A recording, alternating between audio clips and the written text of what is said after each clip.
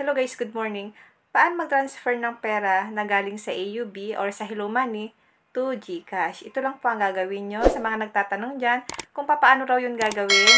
Sundan nyo lang po ang aking video. Yung iba dyan guys, may mga blurred kasi po for security purposes. Kaya ko siya nilagyan ng mga blurred. Pero sasabihin ko naman sa inyo guys, step by step, kung ano yung gagawin nyo. Punta lang tayo sa ating AUB application dahil magta-transfer tayo ng pera na galing sa AUB to GCash. Click po natin ang Hello Money app. Pasensya na po, mabagal ang aking internet. Wait lang natin siya. Kaya po siya naka-block kasi meron na akong lock screen. Dito, ilagay mo lang dito ang email or mobile number na pinang-sign in mo dito sa Hello Money. Then, ilagay niyo po ang password. Lagay lang natin dito.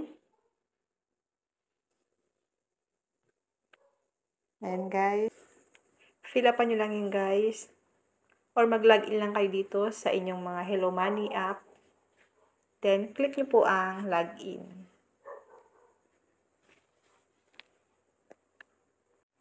Click na po natin ang login.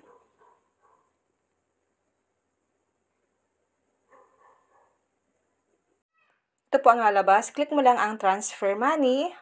Then, click nyo po ang done.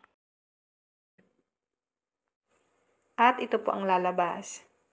Dito, kailangan mo lang siyang fill upan. Itong destination bank name, destination account number, destination account name, then amount. Click natin dito ang destination bank name. Diba magsasend tayo ng pera sa GCash, kaya pipiliin natin dito yung exchange GCash. Click mo lang po itong arrow down dito sa may destination bank name. Hanapin natin dito ang GCash. Hanapin lang natin dito guys, yung GCash. Scroll down natin.